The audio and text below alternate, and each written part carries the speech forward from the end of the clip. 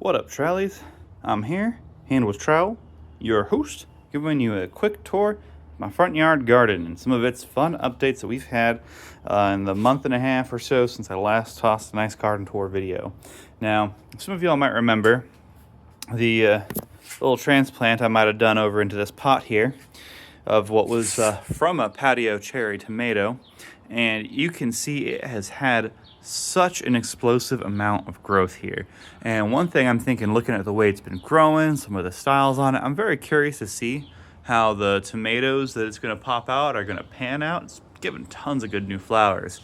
But with this longer, almost leggier style of growth, but it's rapid growth rate and plenty of leaves, I'm almost thinking like maybe it got blended with my Tasmanian chocolates and is giving me a much more vining type, because none of my other patio cherries, like some of these guys out here, they've all maintained the classic bushier habit and haven't gotten extremely oversized in size compared to, say, this guy.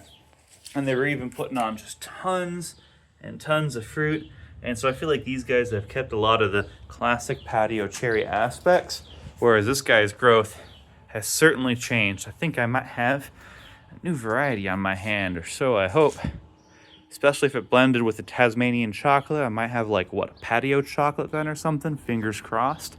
Because I love the flavor of the Tasmanian chocolate tomato. I mean, the patio cherry is good, don't get me wrong, but if I can get a larger, even more flavorful tomato with the growing strength of the patio cherry, but the quality of the Tasmanian chocolate, oh, that would be so nice. Because patio cherries are very heavy producers, whereas my Tasmanian chocolate, it's got its own challenges. I mean, I grow these guys out here, and you can see they've got a strong kind of growth habit, but they've also got a tendency to just die off a lot of their leaves, and they might not be as well adapted for the environment, because even when they had this entire container to themselves, they kept doing the same stuff. Now they're getting a lot more nutrition, especially with the clovers having hit a lot of end of life for most of them, dying off. I'm expecting a lot of their material to break down, and because they're a legume, they're going to be restoring a lot of nitrogen into the soil, especially as they release the stuff that's in their roots. But I'm excited because I had a few of my Tasmanian chocolate tomatoes. They all ripened up. Very delicious tomato. I got a spare one in the fridge I'm looking forward to snacking on sometime soon. Very good tomatoes, decent size. So if this blended with my patio cherries, because I used one of the cherry seeds out of here to grow that monster, I'm really hoping it blended, because that would just be delicious. And then I got my oregano I moved out front, doing good. The evergreen basil I had going, it died. It was sad. Confirmed, this is not sweet marjoram. I have no idea what it is. It tastes awful. I'm gonna have to get rid of that at some point, eventually. Clearly, I've also got a lot of great going on with my jasmine here. Makes my front patio a very chill hangout spot. And these guys are my seascapes, and oh, have they been performing for me. Like every day I've got new delicious strawberries. Oh, that's a good one. 2.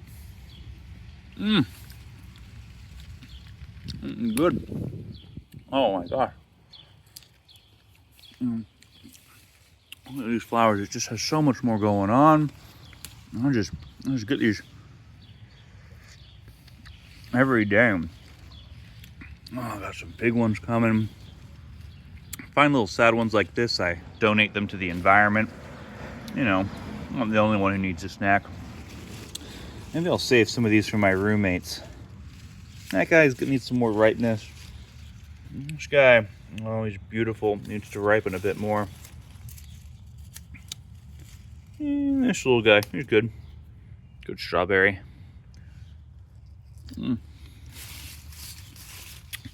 Yeah, coming out here every day,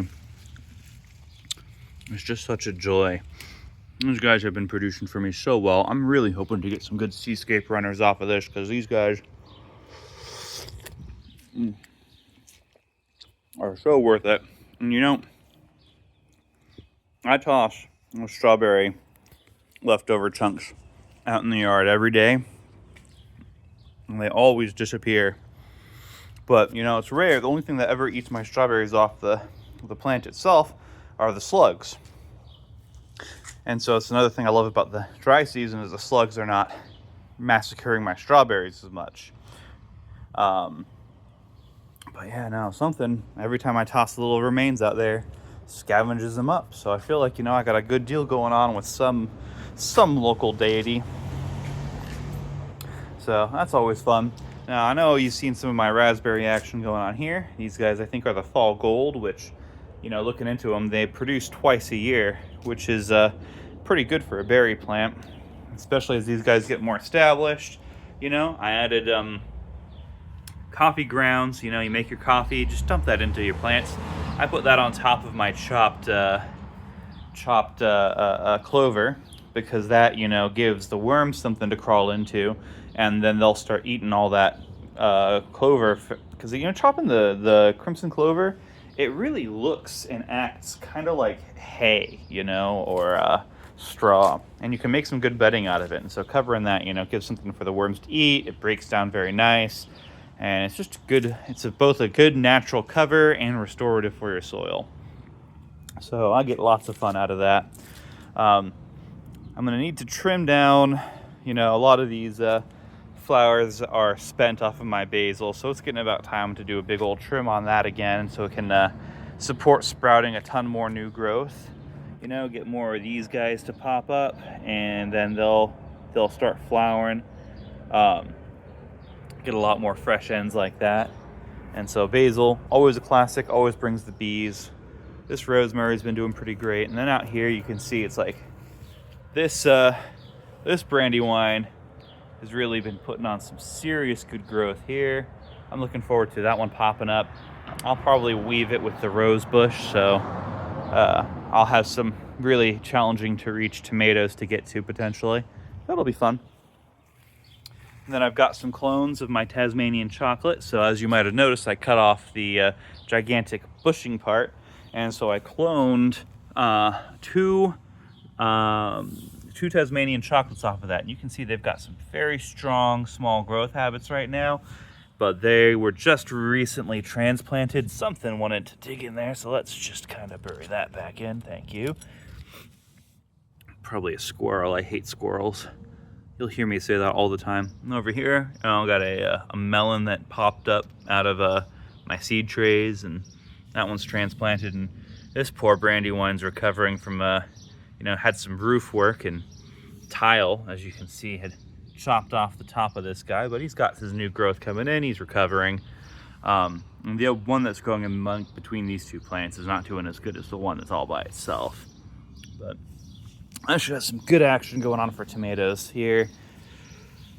And looks like for my potatoes, you know, I had these guys going on for a while, and once they started dying off, it looks like they had some fresh new sprouts out of their some of their generated potatoes. So what I'm debating is, do I just want to let it go another season and see how well that just patches up, or do I want to be efficient and, you know, harvest out some potatoes from that, but then, you know, kind of try and stash the plants back in and see what happens? I'm not sure. Probably try and do option B, because I've been wanting potatoes, and my rule for trying to follow keto is to at least make an effort to be like, all right, you know, if I'm going to have carbs, it's only the carbs I grow in my garden. I've been terrible at that, but that's kind of what I want to make it. But meh. And then, you know, over here, pink lemonade, blueberries. As you can see, you know, they get that beautiful pinkish color on them, but they're still not ripe yet. You can see on the other side, but I've got a nice little crop of the blueberries here, and so I'm looking forward to them ripening up. They're doing a lot better this season than they did last season, particularly because I moved them over here where I can water them directly with the hose, and so they get all the water they actually crave, And they've just grown ferociously. Like compared to my orange trees that have just been slow rolling it, these guys have just been like hot action cop. Here you go, power grow, getting like, wait, look, jeez, it's gotten so tall. And then they're adding on the second round of flowers here, so I'm just kind of hoping that'll give me even more berries. Like, treating them right and giving them all the water they want is the correct move. So I'm very excited. Oh yeah, here you can see more of my clover cuttings. You know, they're still growing here, doing well, but you know, chop them down, get that extra mulching, they'll break down, and hopefully those seed heads will, you know, sprout up some more fresh clover to keep the nitrogen life cycle going. So that is the bulk of my front yard update. Yeah, I just love the clover. It does so well. And then, you know, I've got, oh, right. Before I forget, my nice prized Washington Navel Orange. I bring this guy a full gallon of water about twice a week. And you can see he's got beautiful, beautiful fruits going on here. Compared to the Washington Navel I've got out in the backyard, who's just not flowered or fruited this year. So I'm looking forward to the good production we get going on here. So that should be a very good time. And yeah, all right, that's my front yard garden update, Trowlies. I shall catch you later.